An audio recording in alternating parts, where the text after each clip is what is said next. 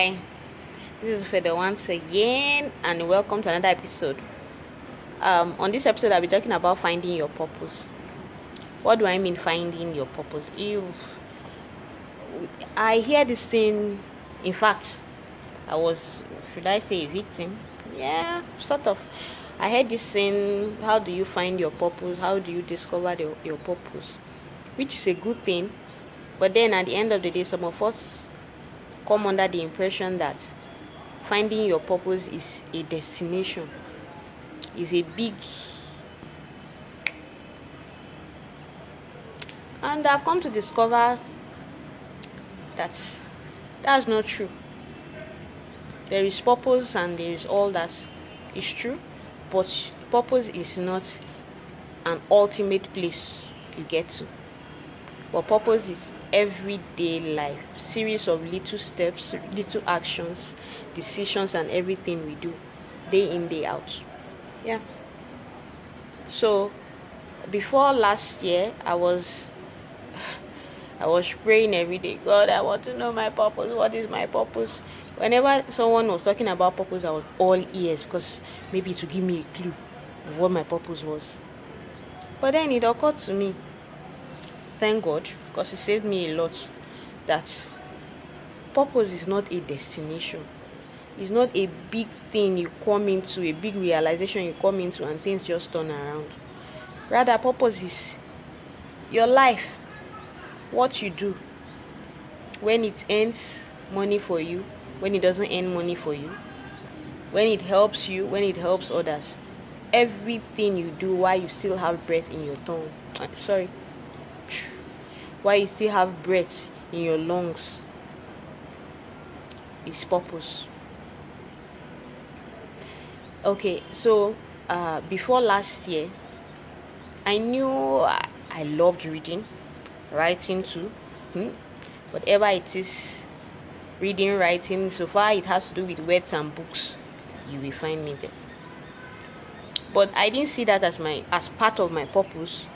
Rather, I felt there should be a big thing. Yeah, when I see other people working in purpose, other people doing their thing, and they say they are working in purpose, discover your purpose, I have discovered mine, I felt like a lost cause. But when I came to that discovery, I realized,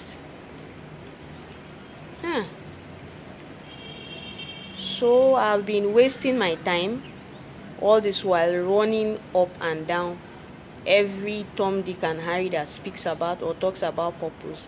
I go meet them virtually or physically, hoping they'll have the answer I've been looking for. But most times we ignore the little things around us, and that was what I was doing. I was ignoring the little things around me, looking for the big thing. But like we all know, you can't start counting and just say 100, 101, 102. No, you definitely have to start from 1. And then again, as you walk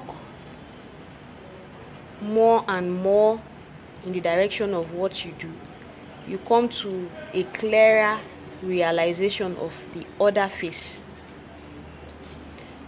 Before I started blogging, I knew I was going to write. In fact, writing was like, the bucket list. Yes, things to do before I die. Yes, writing was part of them. But when I started blogging, I realized the flow was on point. And then again, I had the idea of writing a children's storybook, and I was like, how did the idea come? The idea came about because I wanted to write those words, those stories I tell my children, write them down so that they can always have them for future reference, referring to them over and over and over and over again, so they don't just forget everything I've taught them. So I thought, come to think of it, there should be other parents who will be interested in having books and stories like this for their children too, interested in molding upright children, right thinking children. Why don't I sell it? Rather than keeping it to myself and to my children alone, let me sell it for the good of other children too. And that was how being a children's author was born. I have never conceived the idea of writing a children's storybook. In fact, I don't even consider myself an expert in matters relating to children. When I wanted to have my first baby, I almost had a heart attack. What do I know about children, Lord? Hey, God, what am I going to do? See this baby now, he's going to be all mine. Nobody will come and help me take care of the baby. Even though they come, it's only when the baby is a newborn. Everybody will go their own merry way later and leave me. What do I know that I'm going to teach? How do I know I'm going to blah, blah, blah, blah, blah, blah? That was my fear. So if anybody would have said then that I was going to write a children's storybook, I was like, in your dreams. But here we are today. When I started blogging, it opened the door for another idea, which is the children's storybook. From there, this YouTube channel is coming up too. What I'm trying to say in essence that your purpose is not a destination, and it's not a destination you arrive at and you will know you see the full picture, know the full idea of whatever it is you want to embark on. One step at a time. Whoever you see that is big today started with a step. They didn't come to that bigness. Permit me to use that word, bigness, overnight. And as they grew, taking one step at a time, they come into the full realization of themselves, of the path they are supposed to go and walk in. Whoever would have said I'll stand in front of a camera to talk, to speak, and to post it publicly, I'd have said the person is has a knot loose somewhere. That is not to feather. But here I am today, which I believe is still part of the journey. So if you want to know your purpose, if you want to discover what your purpose is, it's good you ask God to make you sensitive to the things you're ignoring around you. It's good you read very wide, because reading has a way of opening your mind, your thoughts to places and things that you overlook. Then I want you to create a poll. This poll is for family members and friends. Just like my uncle told me when I told him I'd written a book, he would have been surprised if I hadn't written.